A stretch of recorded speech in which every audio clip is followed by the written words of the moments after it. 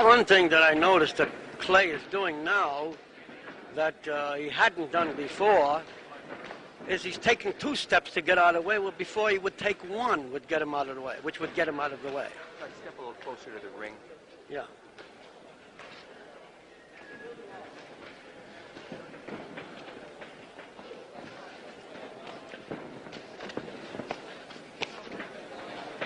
And he allows himself to be pinned on the ropes too frequently, and he does the very thing that he condemned in other fighters, to remain stationary long enough for the other fellow to catch up and hit him. This is surprising. If it wasn't so repeated, I would think he would be putting it on. To some extent, he is putting it on.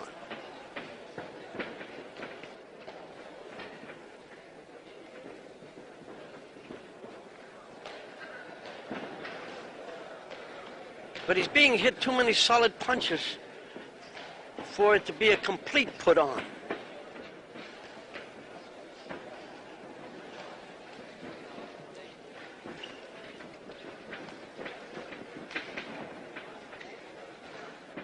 There he is again, pinned again.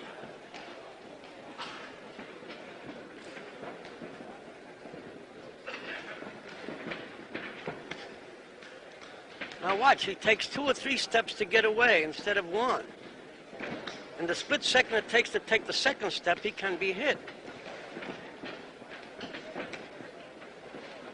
Of course, he isn't retaliating with the speed, the power, and accuracy that he's capable of, because this is one area that he's indicated he retains clearly.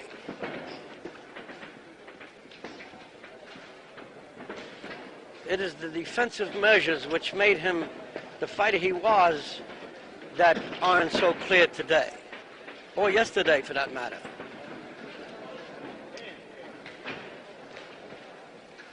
His punches come out with the same snap and speed when he desires to throw them. Now, taking a step out of the rope that time, he took a short step rather than one long step, which would leave his opponent standing there.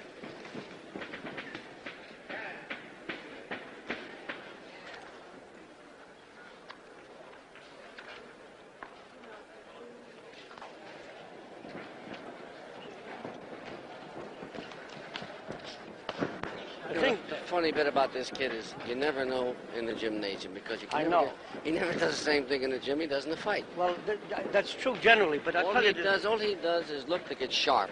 And he makes these guys make mistakes and see how he would be in a certain type of situation. Yeah, how he would take advantage. That's right. Yes, I understand that. But the thing that bothers me about him is this. Too frequently, whether he's putting on or not, too frequently he's been taking solid punches with a consistent... You know what the answer he gave me, Gus? This is one individual you never figure out. He says, I want to see how it feels to get hit some punches, because I haven't been hit in 3.5 years. But a person could know how he's going to feel. In terrible explanation. I agree with you. You and I know that. 4 rounds or 6 rounds. He did it for 7 rounds. As you know, and so he did it for 7 rounds. I know it. This is the part that bothers me. Just look. Don't talk. Don't talk.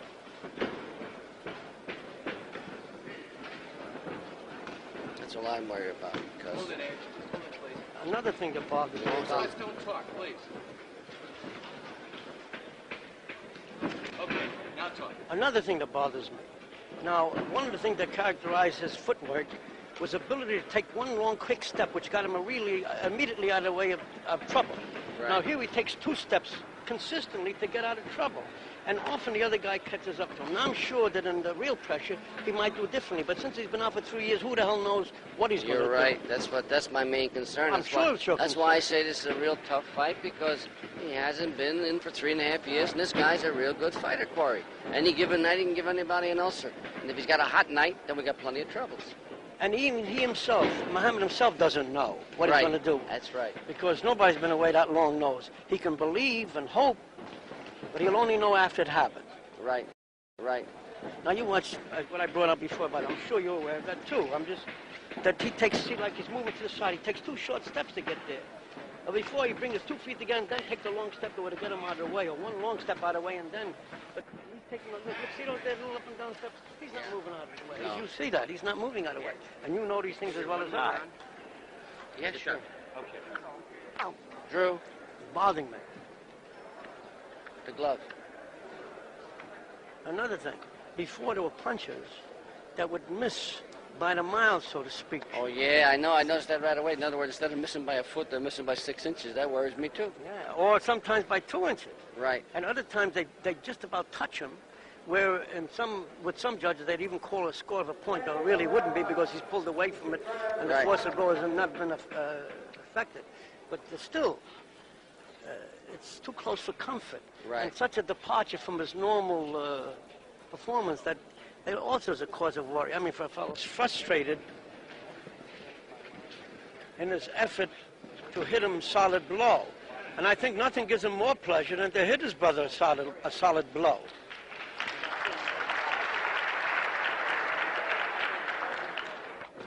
Ange? Okay.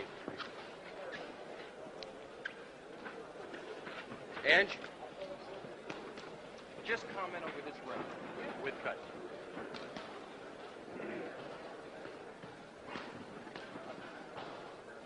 See, with his brother, I accept the statement that, it's a put-on. I accept that. Because he apparently knows his brother like a book. You can see the way he's... And the brother knows him like a book. And the brother knows him like a book. Because, that's right. Anybody going to come close to hitting him, his brother will. That's right. And his brother gets such a pleasure out of nailing him with a solid punch, even though he admires his brother a great deal, as I said before. That, you're right. Yeah, that he gets a real pleasure out of doing, but this very pleasure causes him to get a little wild sometimes in the effort, though, But, well, I can accept his statement about involving his brother. I don't accept it with these other fellows. No, I don't either. See, I don't think. I actually get disgusted as heck when he takes shots because it's not a mark of a great fighter. Great fight shouldn't take punches. You can simulate taking punches, slide punches. That's right. You're perfectly right because I admire him when he don't get hit, but I also like him to pitch because you got to practice what you preach. He's not doing it. And he himself admires a fighter who is, as you say, and also does not like to get hit because no fighter who achieves the elusive qualities he has likes to get hit. Otherwise, he could never achieve these qualities. And I hate fighters that get hit anyhow. Well, because sure. You're not around too long, and you're you not can't working that predict long. what's going to happen in the fight, too. That's right. I mean, when a guy gets hit, anything could happen in the fight. But when a guy doesn't get hit much, then you could feel, predict what's going to happen. What he's trying to do here, Cus. He's got his own system and psychology. He's a very difficult guy to phantom, but I know him like a book. He's trying to prove he can wear a man out without throwing a punch. I don't know why he got that in his head, but he's had that from the get-go. You try to get him out of him, he revolts on you. Like I just tried something right now. They want to do something with a camera, a helmet camera, So. What do you mean a helmet camera? Well, him pitching, throwing punches, and CBS wants to do it. Now, ordinarily, it's easy to get that done. But if they gave me some warning, I made a little joke out of it or something. But he figures it's going to be too much to do, so he's going to forget it. Usually he'll do anything. Yeah.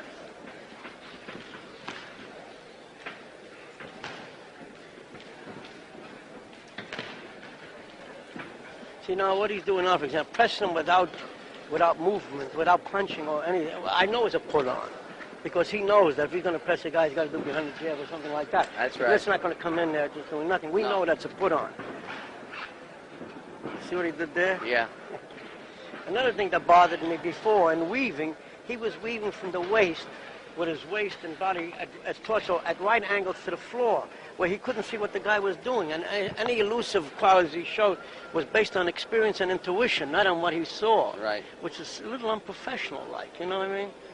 Because, I tell you, I say this, and I don't say this with any kind of bashfulness. There'll never be another one like this guy. He's him. No, this I agree with it completely. He interrupted. You take this off for me. Post in and get my brother, please, if you don't mind. What do you want to know? That's all. He thought I want to work. What are you going to work? I said that's all he wants to work. Well, yeah, but what do you need a headgear for? You're not that tired. You're not that tired. You didn't get hit a punch. It's all over. This is all he's going to work. Yeah, right.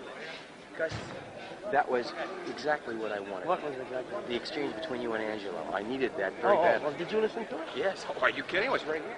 Oh, I didn't know.